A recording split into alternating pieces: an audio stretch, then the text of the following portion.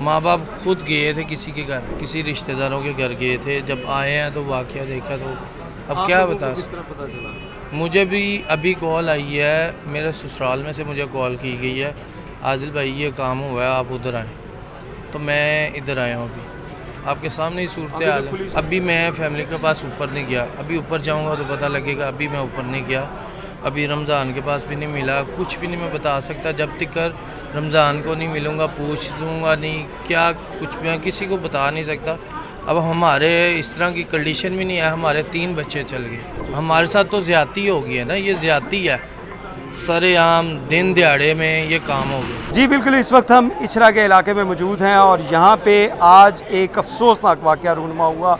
3 मासूम बच्चे जो छोटी उम्रों के थे, जिसमें सबसे कम उम्र 1.5 साल थी और सबसे ज़्यादा जो उम्र थी वो 5 साल थी। इन 3 बच्चों को बेदर्दी के साथ गला काट के कत्ल कर दिया गया।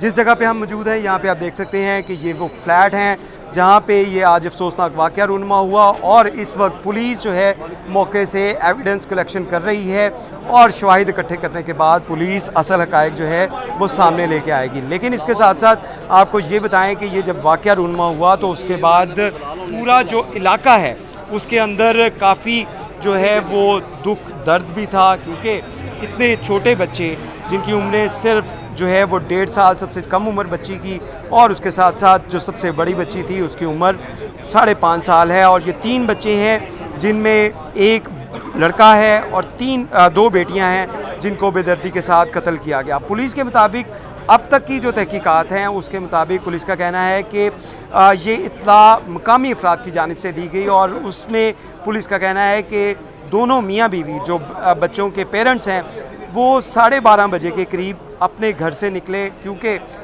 उसका खामन जो है उसको बुलाया गया उस खातून की जानिब से फ़ोन करके कि उसका बीपी डाउन हो गया है, उसकी तबीयत ठीक नहीं है। और जब वो वापस घर आया तो उसके बाद उसको हॉस्पिटल लेके गया, यानी कि फार्मेसी के ऊपर लेके गया। फार्मेसी में आधा घंटा तक वो वहाँ पे रहे, दवाई ली और उसके बाद घर को, क्योंकि वो ताला लगा कर गए थे। ये जहाँ पे हम खड़े हैं इसके ऊपर फ्लैट्स हैं, बहुत से फ्लैट्स हैं जहाँ पे लोग रिहाइश पजीर हैं और एक कमरे का ये छोटा सा फ्लैट है जहाँ पे ये अफसोसनाक वाक़या हुआ। और जब पेरेंट्स ने ये दरवाज़ा खोला तो उस वक्त तीनों बच्चे जो थे वो उनकी हलाकत हो चुकी थी, उनके गले काट के बेदर्दी के साथ उनको कत्ल किया गया। और इसमें एक फैक्ट ये भी है कि पुलिस के मुताबिक बच्चों के हाथों में छुरी भी थी, यानी कि 2 बच्चे जो बड़े हैं उनके हाथों में छुरी थी और इस वकूए को शायद तब्दील करने के लिए कोई रंग दिया गया है। लेकिन पुलिस का कहना है कि इस हवाले से तहकीकात जारी हैं। इस वाक़े के बाद पुलिस की जानिब से तमाम जो एरिया के जो CCTV कैमराज़ हैं उसको मोनीटर करने का अमल जो है वो शुरू कर दिया गया है, क्योंकि पेरेंट्स की जानिब से जब ये शोर शराबा किया गया, जब उन्होंने अपने बच्चों की लाशें देखी तो उसके बाद चीखों पुकार सुनकर जो आसपास के लोग थे, इस फ्लैट्स के पास जो आसपास लोग रहते थे, उन्होंने पुलिस को इत्तला दी। जब पुलिस मौके पर पहुंची तो उस वक्त तीनों बच्चों जो थी वो बच्चे जो एक्सपायर हो चुके थे और इसी वजह से अभी तक इन तीनों की लाशें जो हैं वो उसी फ्लैट के अंदर मौजूद हैं। एविडेंस कलेक्शन का अमल जो जारी है, इसके लिए पंजाब फॉरेंसिक साइंस अथॉरिटी जो है उसका अमला भी यहाँ पे आया, उनकी जानिब से भी एविडेंस कलेक्शन की गई है और उसमें छुरियाँ और जो ब्लड स्पॉट्स हैं इसको एविडेंस के तौर पे लिया जा रहा है। जबकि इसके साथ साथ पुलिस ने जो मकामी अफराद हैं उनसे तहकीकात का अमल शुरू कर दिया है, उनसे जो इस हवाले से पूछा जा रहा है। कुछ लोग हमें भी मिले जिन्होंने कैमरे के सामने ना आने की शर्त पे ये बताया कि इनके दरमियान अक्सर लड़ाई झगड़ा रहता था मियाँ बीवी के दरमियान, जो कि एक मामूल की बात है कि उनके दरमियान लड़ाई झगड़ा मियाँ बीवी के दरमियान होता है। तो यहाँ पे भी ऐसे वाक़यात थे।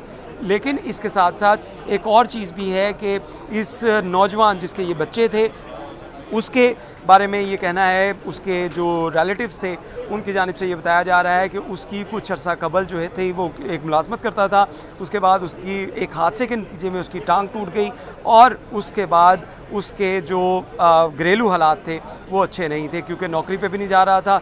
लेकिन अब वो कुछ जो चलना फिरना उसने शुरू किया तो उसके बाद कुछ लोगों की बाइक ठीक करना या छोटे मोटे मैकेनिक के तौर के ऊपर वो काम करता था और आज भी वो इस काम के लिए निकला था। और जब वो उसको कॉल करके उसकी बेगम ने बुलाया के घर में उसकी तबीयत ख़राब हो गई है। तो जब वो जाने लगा तो ये तीनों वापस आया तो उसके तीनों बच्चे जो थे वो मौत की वादी में जा चुके थे। इस वक्त आप देख सकते हैं कि पूरा इलाका जो है वो काफ़ी हमें जो परेशान भी दिखाई दे रहा है। उन लोगों के अंदर गमो गुस्सा भी है कि 3 बच्चों का कत्ल हुआ और उसके साथ साथ अभी तक पुलिस की जानिब से इसके बारे में ठोस हक़ाइक़ जो हैं वो नहीं बताए जा रहे कि क्या एविडेंस कलेक्शन के बाद ये चीज़ें सामने आई। लेकिन इसके साथ साथ ज़राए की जानिब से ये बताया जा रहा है कि जो पेरेंट्स हैं बच्चों के, उनको कस्टडी में लिया गया है, उनको गिरफ़्तार नहीं किया गया लेकिन उनको कस्टडी में लिया गया है। उसकी एक बड़ी वजह यह है कि पुलिस का कहना है कि दोनों की जानिब से जो बयानात दिए जा रहे हैं उनके अंदर तज़ाद देखने में आया और यही वजह है कि उनको भी हिरासत में लिया। उसके साथ साथ एक और नौजवान जो यहाँ पे रहता था, सैलून के अंदर काम करता था, इरशाद, जो कि यहाँ पे उसके वालिद का भाई है, वो यहाँ पे मौजूद था, उसको भी हिरासत में लिया गया। आप देख सकते हैं कि किस तरह जो अहले इलाका हैं उनकी बड़ी तादाद यहाँ पे आई है। वो लोग यहाँ पे इस इंसिडेंट को देखने के लिए यहाँ पे आ चुके हैं क्योंकि ये गुंजान आबाद इलाका है। इस एरिया की अगर बात की जाए तो इसमें जो 30 से ज़ायद फ्लैट्स इस पूरी बिल्डिंग के अंदर मौजूद हैं। ये काफ़ी बड़ी बिल्डिंग है और इस बिल्डिंग के अंदर 30 से ज़ायद फ्लैट्स हैं जिसमें नौजवान लोग जो जिसको कहा जाता है कि कमारे लोग, वो भी यहाँ पे कारोबार करने के लिए उन्होंने फ़्लैट किराए पे लिए हुए हैं। और उसके साथ साथ जिस बिल्डिंग में ये इंसिडेंट पेश आया, ये सामने है, जिसके अंदर जो है वो कुछ फैमिलीज़ भी रह रही थी। तो पुलिस का कहना है कि जो यहाँ पे मकामी अफराद हैं उनसे भी जहाँ पे बातचीत की जा रही है, उनसे भी पूछा जा रहा है। वहीं पर जो पेरेंट्स हैं उनके बयानात के अंदर उनको तज़ाद नज़र आया और इसी वजह से दोनों जो हैं उनको कस्टडी में लिया गया है और उसके बाद उनसे जो मज़ीद तहकीकात की जाएंगी। जबकि इसके साथ साथ आपको ये बताते चलें कि लाशें अभी जो है वो इसी फ्लैट के अंदर मौजूद हैं, लेकिन पुलिस का कहना है कि इन लाशों को अब डेड हाउस मुंतकिल किया जाएगा, जिसके बाद इनका पोस्टमार्टम होगा और उसमें भी पोस्टमार्टम रिपोर्ट के बाद भी असल हक़ाइक़ सामने आएंगे कि आया इन बच्चों को कत्ल करने के बाद इनके गले काटे गए या उसके से पहले ये अफसोसनाक वाक़या रूनुमा हुआ था। तो इसमें अभी तहकीकात हो रही हैं।